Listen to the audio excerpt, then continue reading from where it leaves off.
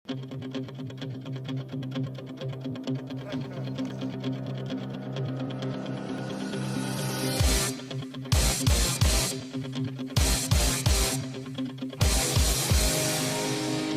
subotu 18. jula u Tivtu u organizaciji Triatlon kluba Tivat i Triatlon saveza Crne Gore održan je prvi bokeški noćni akvatlon, prvo takmičenje u Crnoj Gori u ovoj disciplini koja se sastoji od plivanja i trčanja. Takmičenje je održano u samom centru grada u akvatorijumu gradske plaže i šetalištu na Pinama i Porto Montenegru.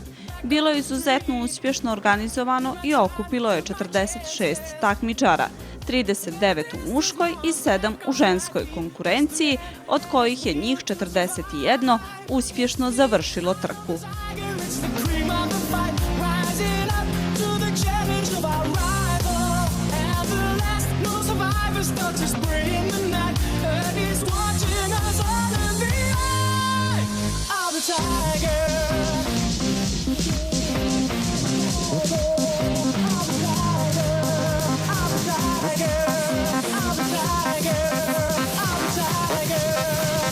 Okay, party people in the house.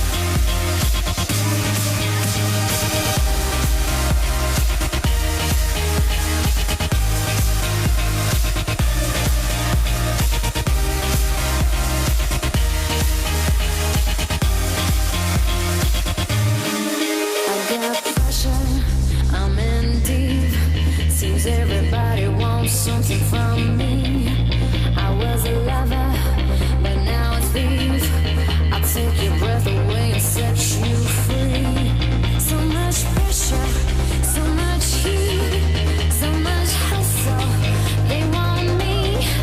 So much pressure, so much heat, so much hustle. They want me.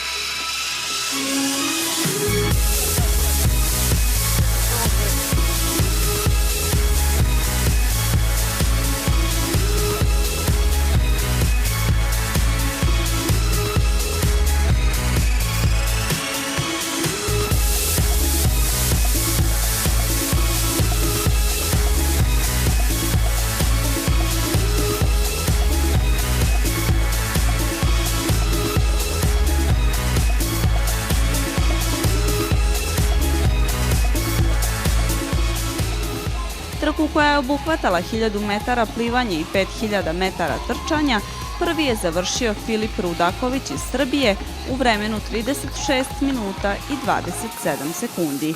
Za njim su kroz cilj prošli domaći takmičari Luka Čupić iz triatlon kluba Herceg Novi i Dušan Milošević iz triatlon kluba Podgorica. U konkurenciji dama najbrža je bila gošća iz Hrvatske Sandra Mihaljević u vremenu 44 minuta 9 sekundi, dok su za njom trku završile njena zemljakinja Danijela Kuna i Lidija Vukić iz triatlon kluba Herceg Novi. Kako je ovo takmičenje bilo i prvenstvo Crne Gore u akvatlonu, u kategoriji žene prvenstvo Crne Gore, drugo mjesto je osvojila Teodora Gordijan iz Podgorice, dok je prvo mjesto pripalo Lidiji Vukić iz Herceg Novog. U kategoriji muškarci prvenstvo Crne Gore treću poziciju zauzeo je Saša Jovanović iz Kotora, drugo mjesto osvojio je Dušan Milošević iz Podgorice, dok je prvo mjesto pripalo Luki Čupić iz Herceg Novog.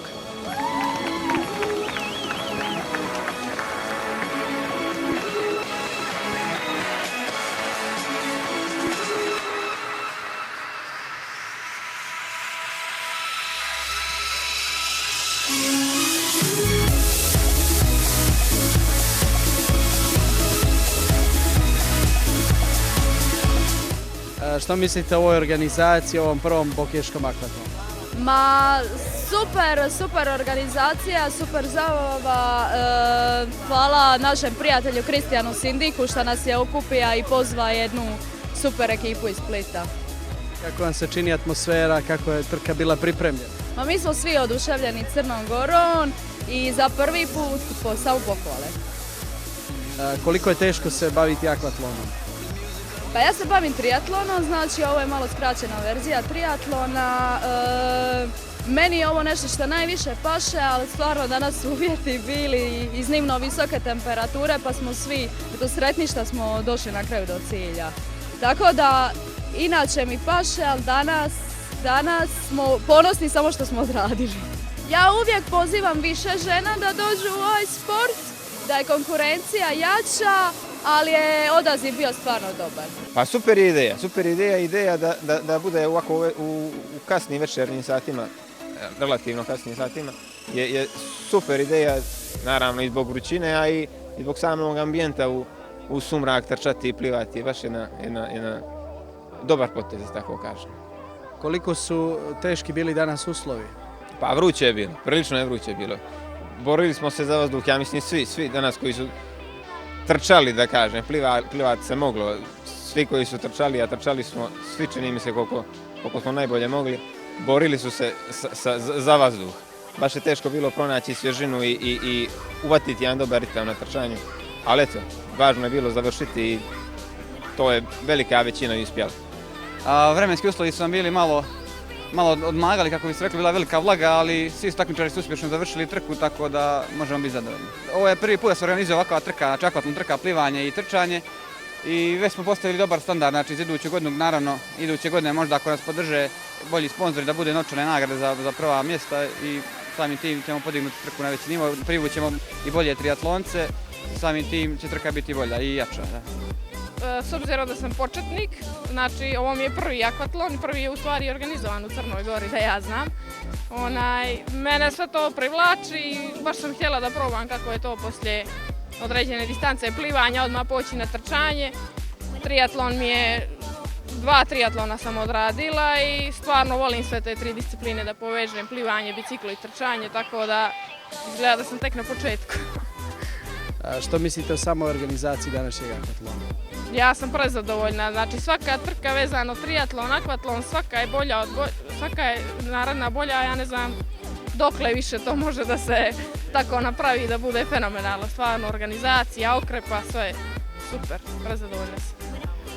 Pa Tivat se pokazao ponovo kao dobar, rekao bi, pionir jednog novog sporta koji je samo jedna od varijanti, znači triatlona gdje umjesto plivanja, bicikle i trčanja imamo samo plivanje i trčanje, to je vrlo jednostavna multisportska disciplina i ponovo bih rekao da i odaziv je bio pravi i što mene posebno veseli je da se sve više triatlonaca iz Crne Gore uključuje u ovaj jedan moderan svjetski sport i da što vrijeme više ide naprijed, da je u Tivtu ovakva jedna manifestacija postala lijepa i kvalitetna sportska tradicija. Do godine mislim da ćemo napraviti ponovo triatlon ovdje, znači da će se ponovo vratiti ove godine 4. bokeški triatlon u Perastu i dali smo priliku Kotoranima da to naprave. Vidit ćemo kako, nadam se da će biti na istom nivou kao što je bilo kod nas. A ponovo ćemo do godine vratiti bokeški triatlon ovdje i nadam se većoj potpori, biti ne većoj, nego da potpora ostane grada, turističke organizacije, Tivat kakva je bila i do sada i da rezultati što se tiče organizacije i sami natjecatelja i postignutih triatlonskih rezultata neće izostati. Crna Gora općenito i Tivat i ovo podneblje je optimalno i da zbog svoje atraktivnosti, zbog svoje prihvaćenosti ima stvarno dobrog potencijala, ima recimo prostora da se ovo razvije u jednu još bolju, još kvalitetniju priču.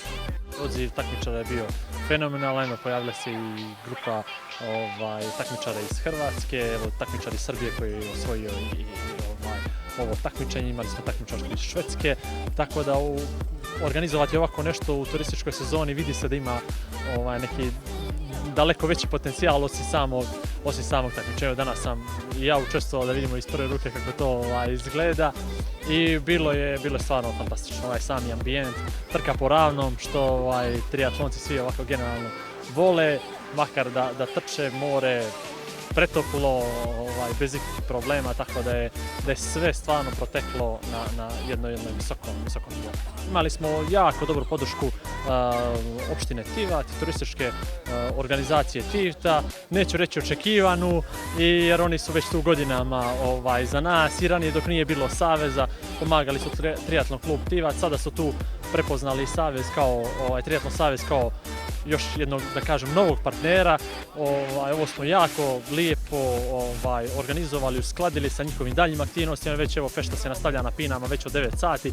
Mi ćemo da završimo i da pospremimo sve do tada, tako da neće biti nikakvih problema u njihovim tim, da kažemo, svakodnevnim manifestacijama. Naravno, od njih očekujemo i sljedeće godine da pokažu interesovanje, prije svega to je najvažnije od svega, da pokažu interesovanje da se bilo akvatlon, bilo triatlon ponovo organizuje na ovom mjestu, zato što je stvarno je prostor fenomenalan za tako nešto, a onda ćemo se kasnije sve dogovarati. Što mislite, odnosno iz vizure Triatlon Saveza Crne Gore, kakvi su planovi za kompletno područje Crne Gore? Znači, da li ćete širiti ove manifestacije po drugim gradovima, konkretno na sjeveru? Pa i triatlon, evo sam akvatlon, kao neki, da kažemo, najjednostavnija forma multisporta, je jako pogodan za organizaciju na nekim, mogu bi reći, udaljenim lokacijama, zato što, evo, ne zahtijeva nikakvo zatvaranje saobraćaja, nikakve posebne režime, nema tog biciklističkog segmenta i onda samo plivanje i trčanje je dosta jednostavno, da kažem, organizovati. Pa iskreno da budem, već sada razmišljamo kako da sjever Crne Gore sljedeće godine uključimo u to. Jezera naša su fantastična na sjeveru, postoji trail staze oko njih, na nekim jezerima čak i asfaltirane staze. Postoji jedna ideja organizacije jednog half Ironmana na Durmitoru. Da li će do toga doći ili ne do sljedeće godine vidjet ćemo, ali kažem, jako smo zainteresovani jer ova forma i takmičenje organizacije nije previše zahtjevna, a evo pokazalo se 50 takmičara bez ikakvih problema, da kažem, se kupilo ovako jednom subotnjem vrelom dan. Kao i tokom protekle 3 godine kada je Tivat bio domaćin triatlon takmičenja, organizaciju takmičenja pomogli su opština Tivat i turistička organizacija Tivat, a učestvovali su takmičari iz 6 zemalja: Crne Gore, Hrvatske, Srbije, Rusije, Švedske i Norveške.